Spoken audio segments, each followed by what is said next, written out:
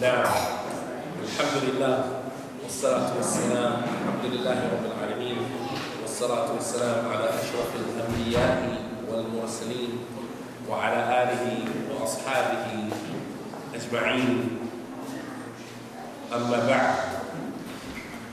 So the individual who poured the pig intestines and the blood on the back of the Prophet sallallahu alaihi wasallam, فَالضَّحِكُوا حَتَّى مَالَ بَعْضُهُمْ إِلَى بَعْضٍ مِنَ الضَّحِكِ. And the chiefs of Quraysh, they began to laugh and lean on one another, laughing. فَانْطَلَقَ مُنْطَلِقٌ إِلَى فاطمة رضي الله عنها وهي جويرية. So Juwayriyah, who later on the Prophet ﷺ married, she went and told Fatima what happened. There's women who are rushing to defend the religion of Islam. Juwayriyah, she went and told Fatima what happened. فأقبلت تسعى وثبت النبي صلى الله عليه وسلم ساجدا حتى ألقته عنه وأقبلت عليهم تسبهم. So Fatima, she ran out. Now you have to imagine this. The Prophet ﷺ in sujood, pig intestines and blood on his back, on the back of his hair, and he remained in sujood, he didn't move. Juwayriyah, she ran and she told Fatima what happened. Off Fatima goes, running out by herself. Young woman, young lady. However, she was out to defend the honor of her father, to defend her father, and in defending her father, she was defending Islam. Shows you the ghayra, shows you the jealousy that these women have for her, for their religion, for their prophet. So she ran out. And she began to remove the contents of that bucket off the back of the Prophet ﷺ with her hand. Removing it off the back of the Prophet ﷺ. Then she walked over to the chiefs of Quraysh by herself and she began to insult them. By herself, young woman. She walked over to the chiefs of Quraysh and began to insult them. Tasubbuhum.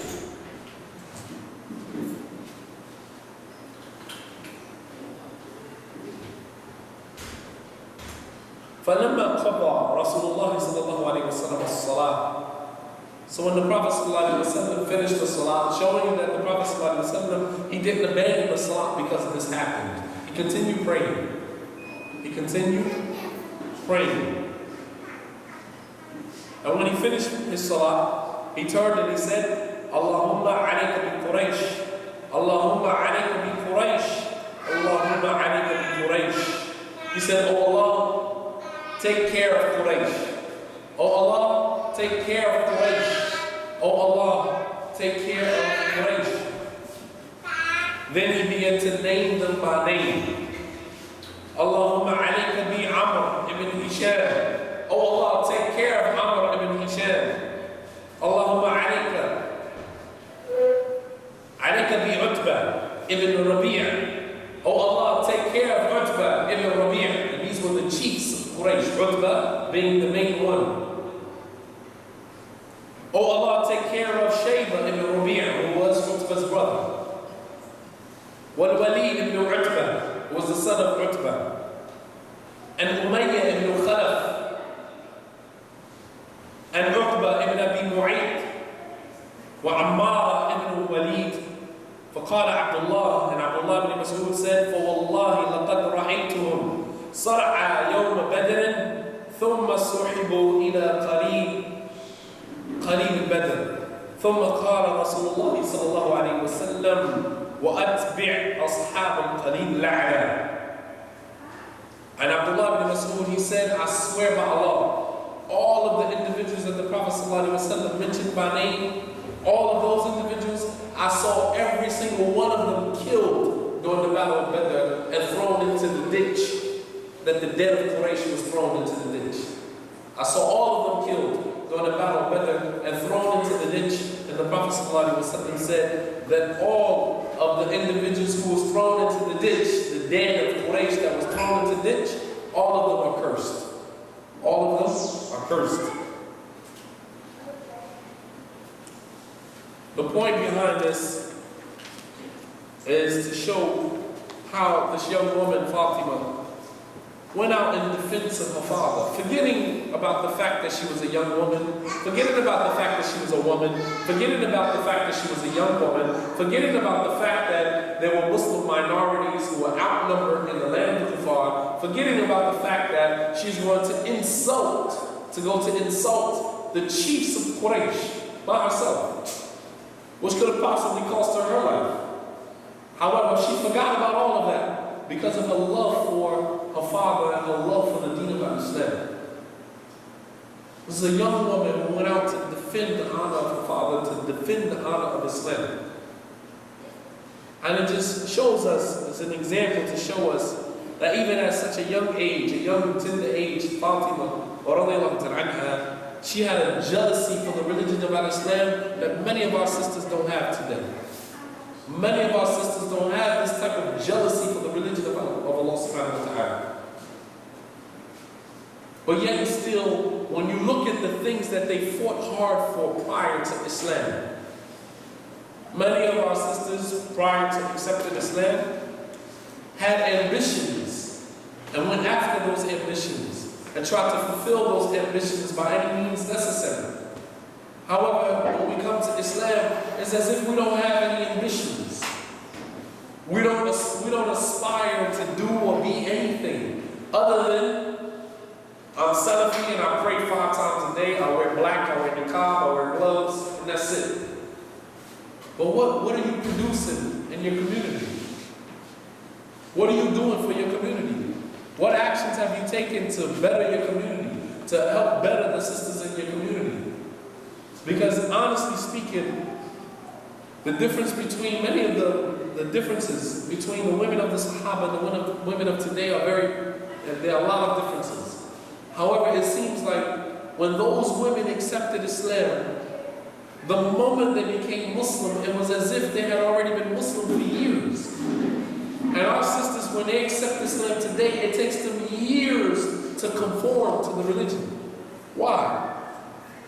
Why is it when a woman accepts Islam today, it takes her such a long time to finally conform to the religion of Allah subhanahu wa ta'ala? Maybe 5 years, 10 years, 15 years before she actually becomes a good Muslim, a good practicing Muslimah.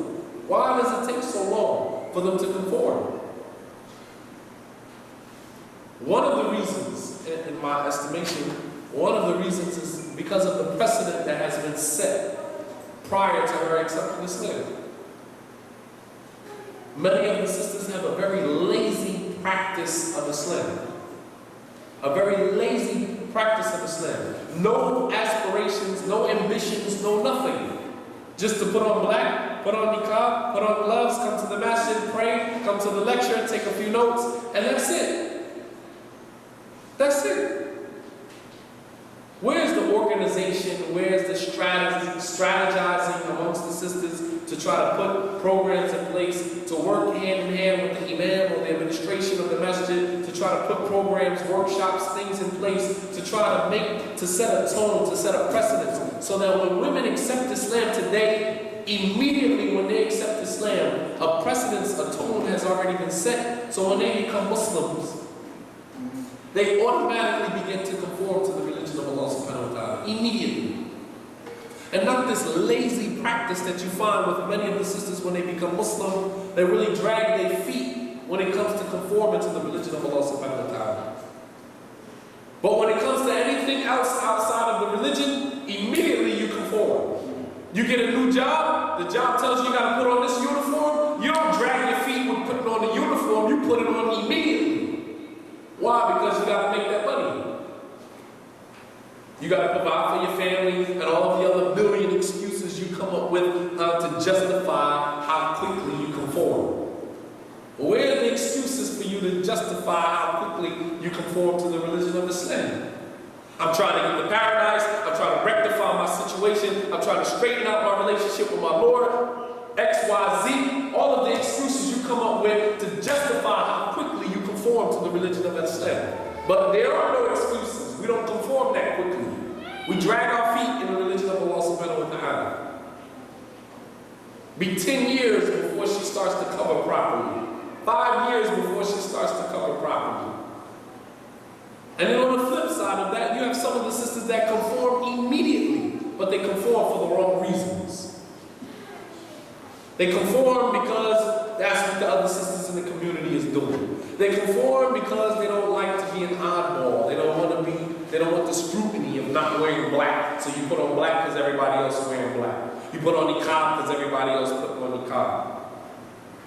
You conform for the wrong reasons. And it manifests itself once Allah subhanahu wa ta'ala tests you with something. Then it just starts to expose the real reasons why you apparently conform. But when it comes to anything else outside of the religion of Allah, we conform very quickly. Very quickly. You get a job, you put on the uniform immediately. You on time for work every day. Starting your first day on the job.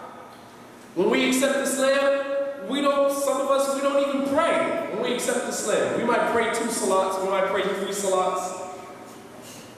You see a sister, she's new to Islam, do you pray all of your 5 prayers? No, I pray 1 prayer a day. Inshallah, I'll get better. Alhamdulillah, we're patient because we understand that change is a process and not an event. We understand that. And we're patient.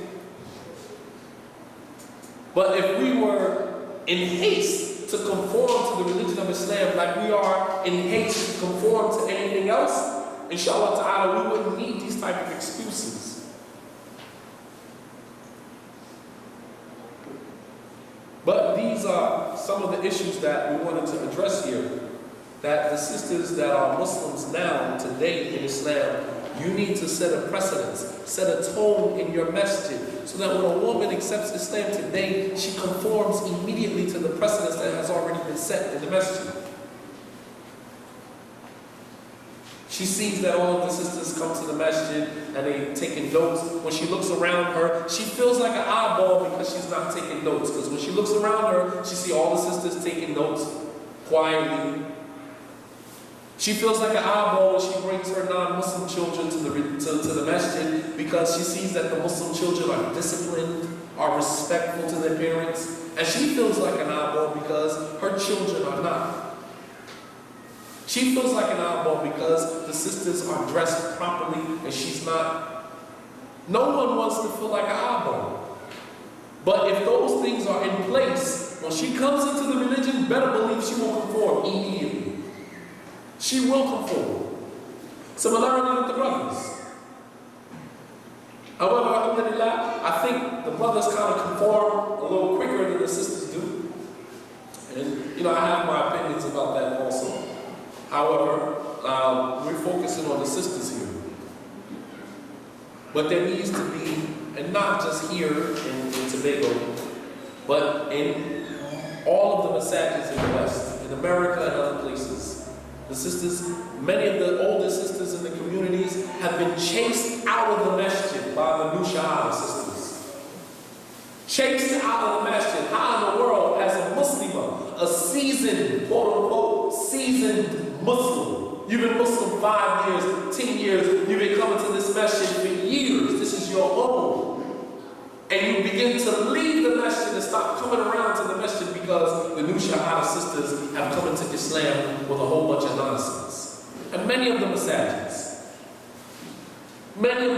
the older sisters, the seasoned Muslims who have been around for a while, have abandoned the masjids because the new Shahada, the new Muslim women, are coming into the masjid, fighting in the masjid, bringing food in the masjid, changing diapers in the masjid, and the sisters don't want to advise them, or when they do advise them, they get into confrontation, so they just say, you know what, I'm not going to the masjid no more. SubhanAllah. What minhaj in the Salaf is that? You have allowed the new Muslim women to come into the masjid, come into Islam, and set their own precedents, and chase you away from the masjid. And this is, in part, some of the reasons why it takes the sisters a long time to conform. Because they're not seeing this precedence in the masjid. So we utilize this example of Fatima to show her jealousy for the religion of Allah subhanahu wa ta'ala. And that her jealousy and her love for the religion caused her to forget all of the other dangers that she put herself in, all of the other things that dangerous issues that she put herself in, situations she put herself in, because of her love for the religion of Allah subhanahu wa ta'ala. And this is what your love for the deen of Allah subhanahu wa ta'ala does. It blinds you to anything else. Nothing else matters to you. You put yourself out there on a limb for your religion. And I'm not telling the sisters to do that. I'm just telling you to benefit from this example and learn and develop some level of jealousy for your religion that should cause you to start doing something about your community, doing something about the way that the sisters are performing in the masjid. There should be workshops in every masjid about marriage. Sisters are accepting Islam, marrying brothers. Wallahi, they don't have a clue what it means to be married. Sisters are marrying brothers in Islam who they probably would have never been married in Jahiliyyah. What makes you such an expert on marriage now just because you're a Muslim? And the sisters allow that. You promote that. A sister becomes Muslim yesterday. Today you got sisters in the masjid telling her, yeah, my husband or brother looking to get married, you should marry him. How dare you? How dare you? This is a new Muslim, doesn't even know her Lord, and you want her to establish a relationship with another creation, another human being, and she hasn't even established a relationship with her Lord subhanahu wa ta'ala. Does that make sense? But this is the stuff that the sisters do. This is the precedence that you have set in the masjid. And you reap what you sow. You reap what you sow. She accepted Islam yesterday. And today, she comes to the masjid, you got sisters telling her, oh, my husband or brother, that might be good for you. How is he good for her? Please tell me. How is he good for her? He might be a new Muslim himself. Doesn't have a clue of what it means to be married in Islam. There should be workshops for the sisters about marriage. There should be workshops for the sisters about divorce. There should be workshops for sisters about domestic violence. Now, domestic violence. Some sisters prior to Islam may have been abused, may have been raped. And the only way we find out about that is when we marry her to one of the brothers in the masjid, and unfortunately this miskeen, the brother, he has to reap all of that. He receives all of that. Unfortunately. And we set the brothers and sisters up for failure all day, every day. We set the brothers and sisters up for failure. We can't possibly think in our mind that we're doing some khair when the sister hasn't even been seasoned in Islam yet. She hasn't even developed a relationship with her Lord. Allah subhanahu wa ta'ala revealed the ayats about the women covering 18 years after revelation, to give them an opportunity to become seasoned Muslims, seasoned on Tawheed. And today, we're talking about a sister accepting Islam yesterday, and today we're introducing her to marriage. Today we're introducing her to marriage. And she still doesn't even know how to pray. And then you get the brother, he sees her, he thinks he's going to teach her. This is his thought. I'm a teacher, inshallah. I'm going to get the khair, I'm going to get the barakah. You fooling yourself, brother, because you're not going to teach her anything. You're going to teach her how to hate Islam. That's what you're going to teach her. Because that's what happens. You're going to teach her to hate Islam because you're going to have her moving at a faster pace than she's ready for. And just because you're enthusiastic about the religion doesn't mean that the next man or the next woman is going to be as enthusiastic about the religion. So what you end up doing is causing her to hate the religion of Islam. Instead of giving her that opportunity to develop in the religion over a period of time. And these are just some of the issues that we wanted to address, inshallah ta'ala, with these examples. هذا وصلى الله على نبينا محمد وعلى آله وصحبه وسلم تسليما كثيرا وسبحانك اللهم وبحمدك وأشهد أن لا إله إلا أنت وأستغفرك وأتوب إليك. If there was any questions or comments related to the topic, inshallah ta'ala, We'll try to take a couple of minutes, inshallah ta'ala, to address them. But we will hope that the questions stay related to the topic. We're talking about defending Islam and the women becoming better women, and don't send me questions about jihad and send me questions about stuff that has absolutely nothing to do with the topic.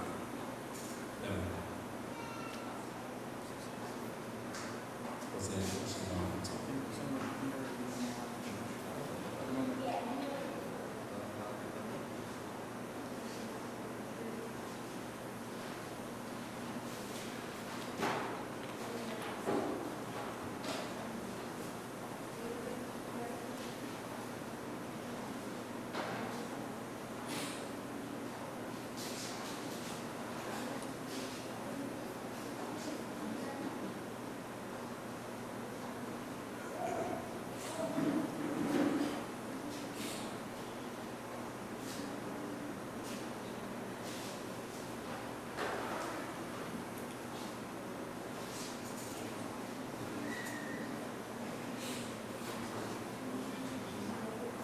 And the workshops that I mentioned, wallahi, is very important for every masjid. And it's the responsibility of the administration and the imam, coupled with some of the suggestions of the sisters in the community, to set up these type of workshops in the masjid. Whether it's a 3-4 day workshop on marriage, divorce, on domestic violence, on careers, and what type of careers can Muslim women develop and things. These things are very important. And every masjid should hasten to bring in people that can hold these type of workshops for the community members. Even if they're non-Muslims. Even if they're non-Muslims. Have someone come and talk about domestic violence. Some of the characteristics of domestic violence. I myself have taught domestic violence for 2 years. Workshop that we used to teach to inmates in the prison. Very informative. Very informative. The information, wallahi, is very informative. And you'll find that we as Muslims are no different than the non-Muslims when it comes to that. We have brothers who have a problem with putting their hands on women. We have brothers who have problems putting their hands on women. Just because you're Muslim don't mean that you're exempt from that. So the same workshops that the kuffar benefit from, domestic violence workshops, we can benefit from the same information. The same stuff, we can benefit from it. You have a mindset that comes along with a woman who's been abused women, battered women. And you have some of the women, they accept Islam, unfortunately, they accept Islam, and unfortunately, they conceal that. Because there are no workshops to kind of inform the sisters about these things or whatever. You have some sisters that are suffering from postpartum depression, sisters who are suffering from all types of internal diseases and internal issues that never get addressed. Even after they accept Islam, it's never addressed. And then she marries a brother, and then all of that stuff begins to be exposed. We should have workshops on STDs. And we silent about this stuff like it don't exist. It exists. In our communities, it exists. There are brothers and sisters in our communities that have STDs. And for those who don't know what that means, sexually transmitted diseases. Either you brought it with you from Jahiliyyah into Islam, or you developed it in Islam. This stuff exists, and there should be workshops on this. Why we keep acting like we exempt from this? And then when these type of incidents come up in the community, we kind of tuck it under the rug and keep silent about it. And don't say anything about it. So you got 3 or 4 brothers running around in the community, or sisters in the community with STDs, and it's kind of just tucked under the rug. Nobody wants to address it. Nobody wants to say anything about it. And then they go from community to community, deceiving people, marrying people with these diseases. Can't count on my hands. I can't count on my hands the number of situations that I know throughout many various communities that these type of issues exist. But yet and still, the administrations of the masajids, the imam, coupled with the sisters, will not sit down at the table and try to put together some program to try to raise our awareness about this stuff.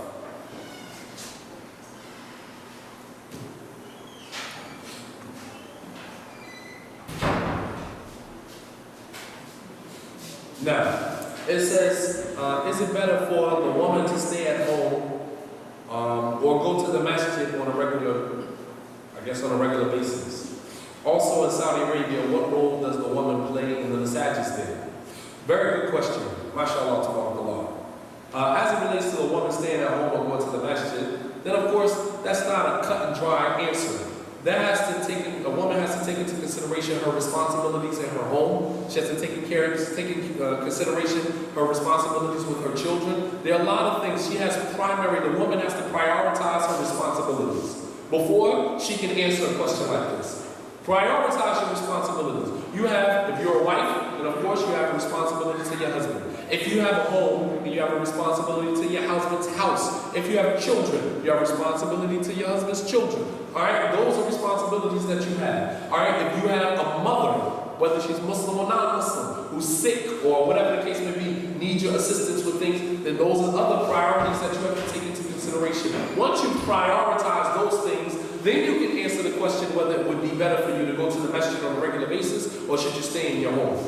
And then you ask yourself, are you going to the masjid to pray or are you going to the masjid for lessons and durus? If you're going to the masjid for lessons, then of course that is something that is good, it is khair, and it is something that the woman should do, so as long as it doesn't cause her to be negligent about her other primary responsibilities. That is the key thing, is to prioritize. And then once you prioritize, then you can answer that question about how regular you should attend the masjid or how regular you shouldn't. So it's not just a cut and dry answer, and that would depend on every system on an individual basis. That's not an answer that I can just give in a general way, and it applies all around the board. It applies to each and every individual based upon their individual situation. Now, but going to the masjid, of course, is khair, and the sisters in the communities should request from the imam to do specific classes just for the sisters. And for a lot of the imams in the masajids, I myself have sufficed you from doing that. Alhamdulillah, we've done the whole series on marriage. We have, I believe it was 48 CD series. It took us a whole year to cover the whole chapter of marriage from Sahih Bukhari. Coupled with the 4 CD set that we did when I translated for Sheikh Salih Fawzan on the rights of the woman over her husband. 4 CD series. And all of those CDs you can find with our brother Abu Rumaysa at Authentic Statements. Alhamdulillah, so the imams of the masjid don't have to do classes on marriage. Alhamdulillah, kafallahu mu'minina anil qital. Allah has sufficed the believers from going to war. Meaning, I've done it. I've done the work for you. You don't have to do it.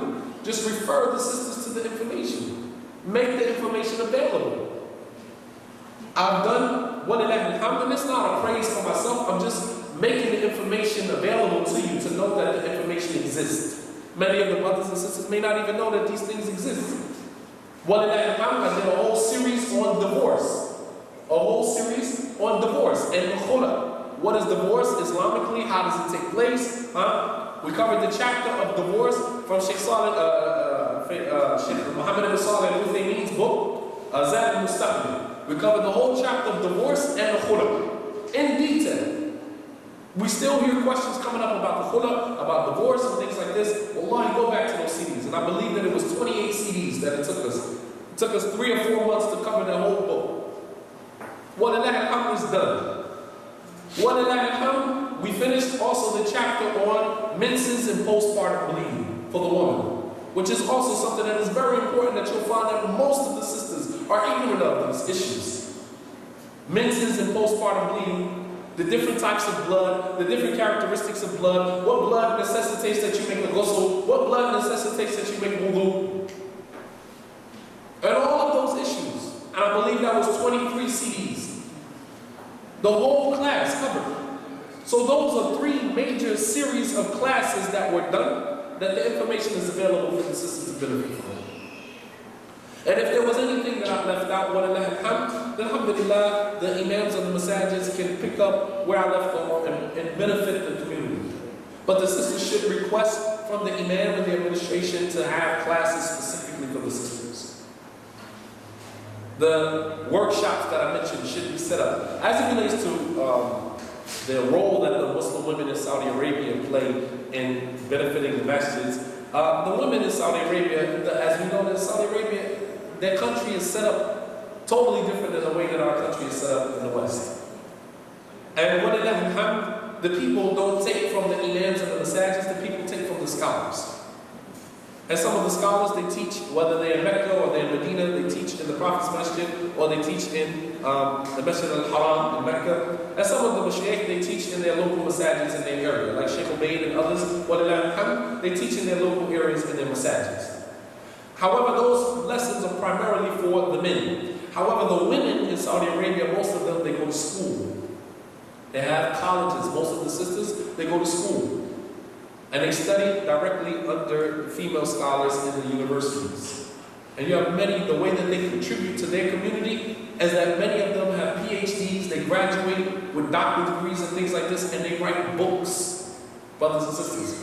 One of the books I read from, when I did the lecture on Hawa, the wife of Adam, I did the lecture on the origin of the woman, coming from the biography of Hawa. That book that I was reading from, I read the author's name, and I mentioned to the sister that she has a PhD.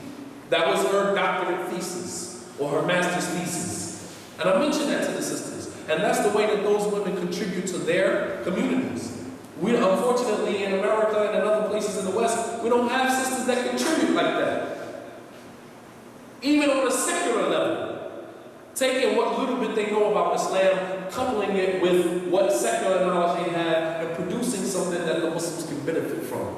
Rather, what the sisters do is they're on the internet, they type stuff about people on the internet, blaming this one for not wearing black, blaming this one for not wearing niqab, and that's basically what all of your benefit is centered around. Who's on it, who's off it, what scholars we should take from, what scholars, and that becomes all of your kalam. That becomes your kalam. Making it haram for sisters to go to school, you telling the sisters it's haram to go to college, intermingling, whatever you want to say. I myself, I asked Sheikh Saleh Muhammad, who was the chairman of the committee of major scholars in Saudi Arabia, just recently. I asked him about women going to college, and I posted the post on my site, www.roda.org. I posted the fatwa that the Sheikh gave me on my site, and you still have sisters sending me emails to my site asking me to pull the fatwa down because it's not permissible for women to go to college. Here it is, the scholar, the Sheikh is saying himself, it's permissible for the women to go to college under certain circumstances, and you have sisters still saying it's haram for you to go to college. Where's the benefit? Where's the benefit? There's a statement that was made in the past. I'm not going to say the author, because then I might get put off of it. However, the statement holds true. He said that some of you are enemies to progress. Some of you are enemies to progress. And with many of us, I see the statement to be true. To hold some truth, many of us are enemies to progress. We don't want to see progress. We don't want to see the Salafi communities elevate. We don't want to see the Islamic communities in general, not just for the Salafis, for the Muslims in general. We don't want to see us elevate and develop.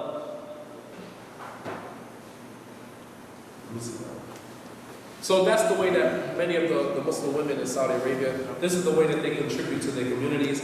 Many of them, when they go to college.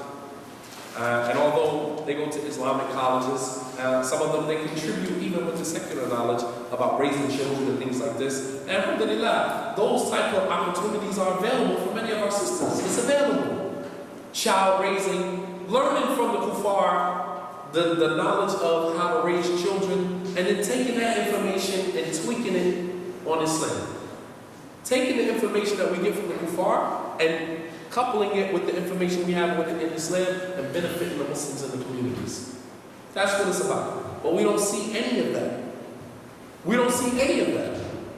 We see the brothers and the sisters making just about everything in the dunya haram. Everything is haram. Everything. Everything is haram. We're not supposed to do anything except come from our homes, go to the masjid, pray, and go back in the house. Everything is haram. And as one of our teachers, or one of our professors in Islamic University used to say to us, that you continue to ask the questions of Bani Israel and you will continue to get the results that you need. And when he said the questions of Bani Israel, he wasn't likening us to the Jews. He was likening the questions that we asked, excessive questioning unnecessarily. We get ready to start exams. One of the students said, "Assalamu alaikum, Sheikh, should we write the question and the answer?" The Sheikh said, "Yeah, write the question and the answer." Now, another one raised his hand. "Sheikh, do we only have 30 minutes?" "Yeah, you only have 30 minutes. And he used to say, continue asking your Bani Israel questions and you will keep making everything and make your life restricted. I never said anything to you about writing the questions and the answers. I handed you an answer sheet and told you to write the answers on it. Why are you going to ask me, should you write the question and the answer sheet? Did I ask you to write the questions? No. So why would you ask a question about it? And the Prophet ﷺ said that the furthest person from Allah, Yawm al-Qiyamah, is the one who asked about something that wasn't haram, and it was made haram because you asked about it. And that's exactly what we do. We got questions, wallahi, questions coming to me. Can you ask the shape, is it permissible to get a shape up? That's subhanAllah. Is it permissible to get a shape up? I asked Sheikh Muhammad bin Hadi, Hafidhullah Ta'ala, is it permissible? And I didn't ask the question to the Sheikh because I needed the answer. I already knew the answer to it. But I wanted the Sheikh to see the level, because you can tell the level of a people based upon the questions that they ask. I wanted the Sheikh to see the level that those who claim to be Salafi, those of us who propagate Salafiyah, the level that we're on. And I asked the Sheikh, I said, Sheikh, is it permissible for us to get shape-ups in Islam? The Sheikh, he took off his gudra, he took off his kufi, and he said, everybody gets a shape-up, and the Sheikh had to shape up himself. He said, how is this imitating the kuffar? He said, the kuffar got this from us. He said, so everything that we're going to say is imitating the kuffar? He said, wallahi, you don't even realize if the Muslims knew their heritage, if the Muslims knew their history and their traditions, they would see that much of what the kuffar knew they got from us. But we are so ignorant to Islam that we see the kuffar doing something and we think that we imitate the kuffar, when in fact they imitated us. This is how far we are from Islam. What if the sisters I'm not really understanding this. What if the sisters put the proposals forward to the shura, but the shura does not respond? Wallahu ta'ala, I really don't understand why the shura wouldn't respond. And maybe the shura may not respond the way that you want them to, for whatever reasons they have. And they should explain, if they don't agree with the proposal or suggestion, then they should explain why. And possibly try to figure out another alternative, another way of doing it, or another, whatever the proposal was, trying to find another alternative other than the proposal, as they may have their reasons for why they would do something or wouldn't do something. I don't know. But there should be a level of ta'awun, there should be some working together upon righteousness and taqwa between the administration of the masjid, the imam, as well as the community members. Because all three entities make up that community. The imam is not going to come to Jumu'ah and give a khutbah by himself. The imam needs the community to come to the masjid for Jumu'ah and listen to his khutbah. There's conditions to giving a khutbah, and one of them is that it has to be 3 or more people, because that is considered a jama'ah. So if there's less than 2 people or less than 3 people, the imam can't give a khutbah. So the imam needs the community members. The community members can't come to the masjid on Jumu'ah and there's no imam to give the khutbah. No one knows how to recite the khutbah to hajjah. No one knows how to give a khutbah properly, like the Prophet ﷺ gave a khutbah. So the community members need the imam. And the imam needs a body, needs an administrative body. So they all work hand in hand. Ta'awunu 'ala al-birri wa taqwa. Working together upon righteousness and taqwa. And the imam, as well as the administration, should take into consideration the suggestions and proposals of the community members and try to accommodate them. There's something called structural leadership. And there are books that have been written about different types of leadership. And it seems with many of the masajids, many of the communities in the West, that the type of leadership that is being employed in the masjid is dictatorship. You do what I tell you to do, and that's what it is. That's not the way that you run a community. Allah subhanahu wa ta'ala told the Prophet sallallahu alaihi wasallam, وَشَاوِرْهُمْ فِي الْأَمْرِ فَإِذَا عَزَمْتَ فَتَوَكَّلْ عَلَى اللَّهِ. And involve, consult with the Sahaba in your affairs. This is coupled with the fact that the Prophet ﷺ received revelation. He didn't need to consult with anybody. He was a man guided by revelation. He didn't need to consult with anybody. However, he consulted with the Sahaba, number one, because Allah subhanahu wa ta'ala commanded him to, and number two, because the wisdom behind it is that you make the community feel like they are part of the affair. They matter. Making the community, and this is one of the reasons why many of the masajids don't get the response from their communities like they should. Because you're running a dictatorship. You're telling the community, we called the scholars, they said this is what we're doing. Without any consultation with the community, without any proposals and suggestions or anything. Having community meetings where the administrative body coupled with the imam and the community get together and discuss issues and ways in which to make the masjid better for the maslahah of the community, for the benefit of the community. And I don't think we need an ayah or a hadith to do that. Because this is another issue that we get caught up in. We want an ayah and a hadith for everything. Tayyip, give me the ayah and a hadith for putting your picture up on Facebook. You want an ayah and a hadith for everything? Give me an ayah and a hadith for the pictures that you put up on Facebook. For the unnecessary conversations that go on between you and sisters or you and brothers on Facebook.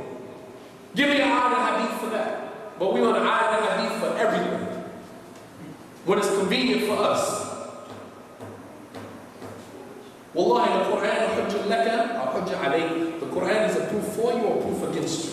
Don't play around with the deen of Allah subhanahu wa ta'ala, brothers and sisters. Allah subhanahu wa ta'ala will humiliate you. Do not play around with the deen of Allah subhanahu wa ta'ala.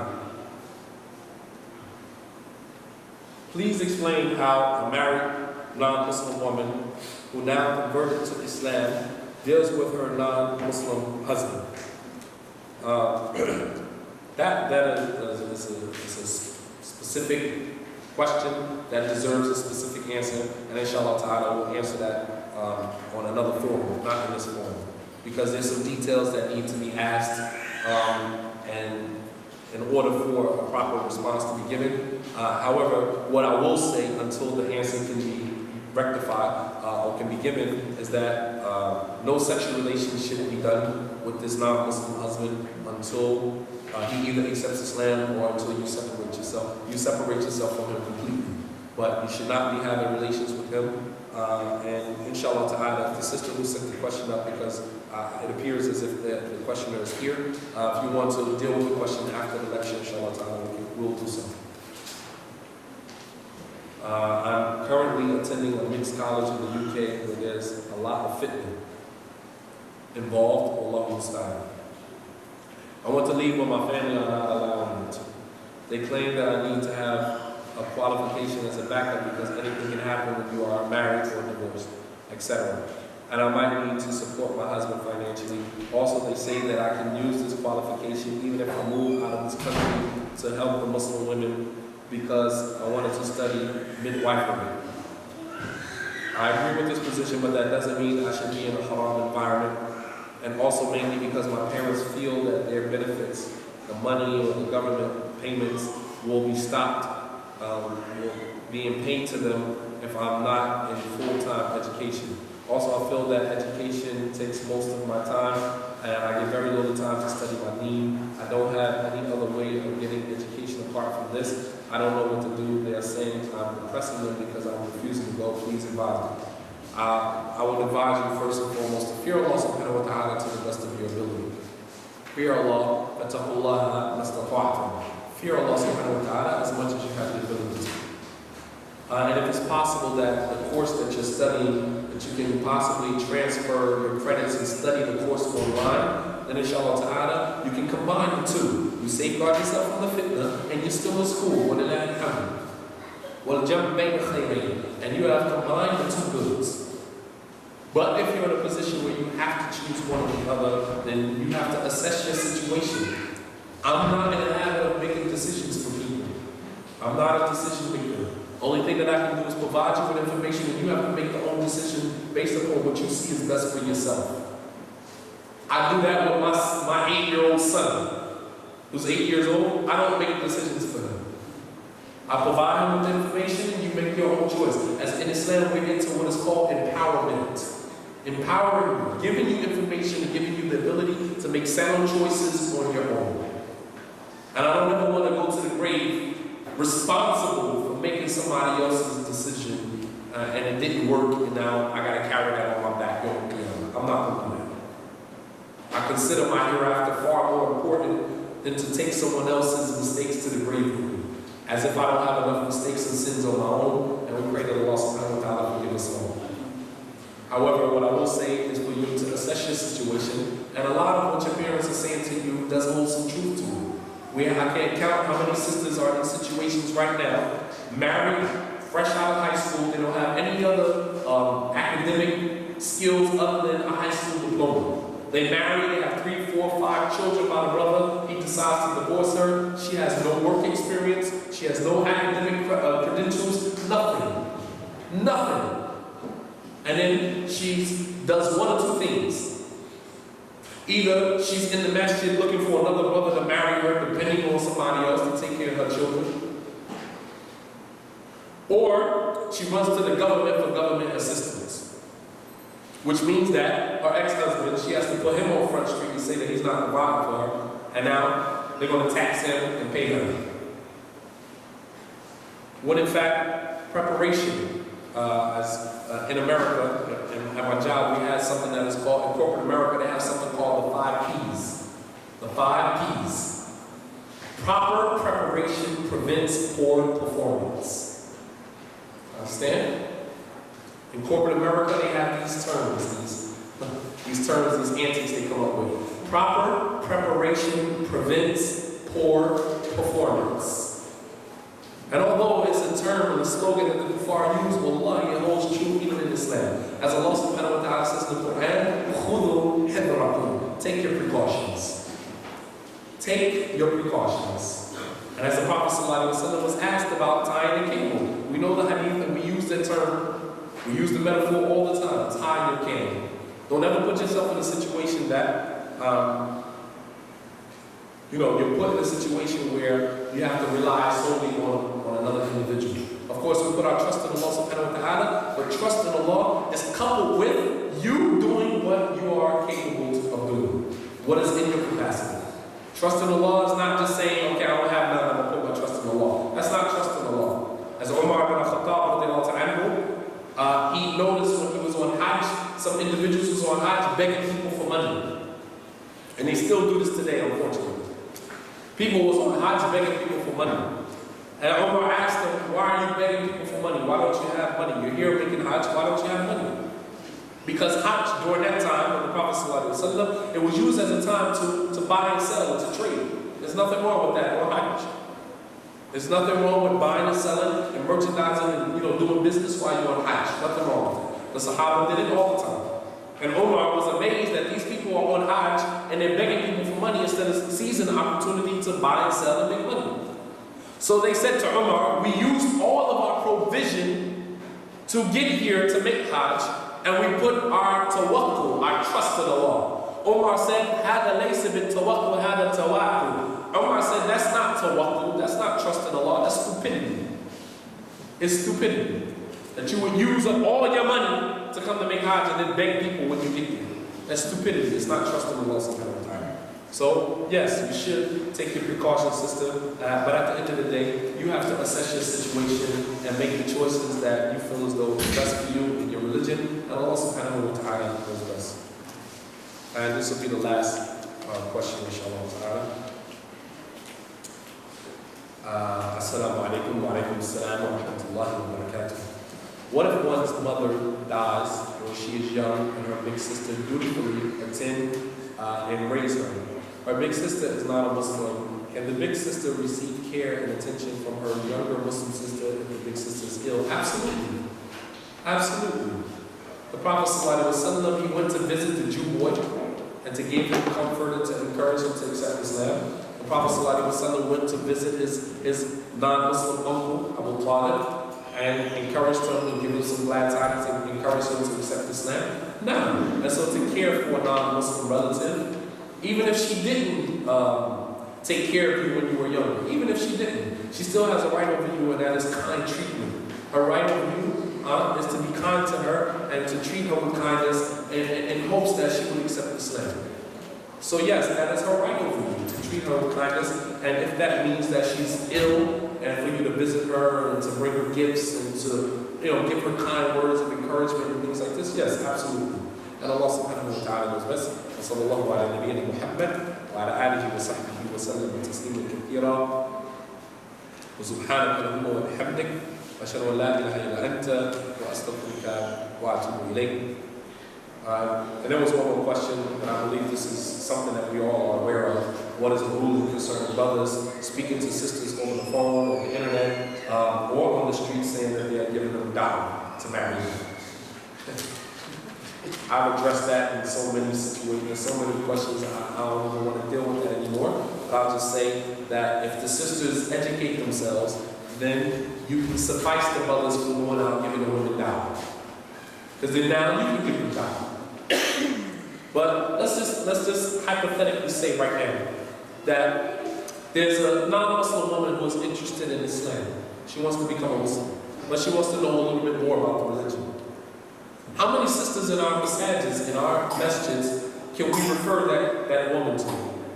That could possibly educate her to the basics of Islam and to speak to her in a manner that would move her heart and help her to incline towards Islam and to embrace the religion. Very few.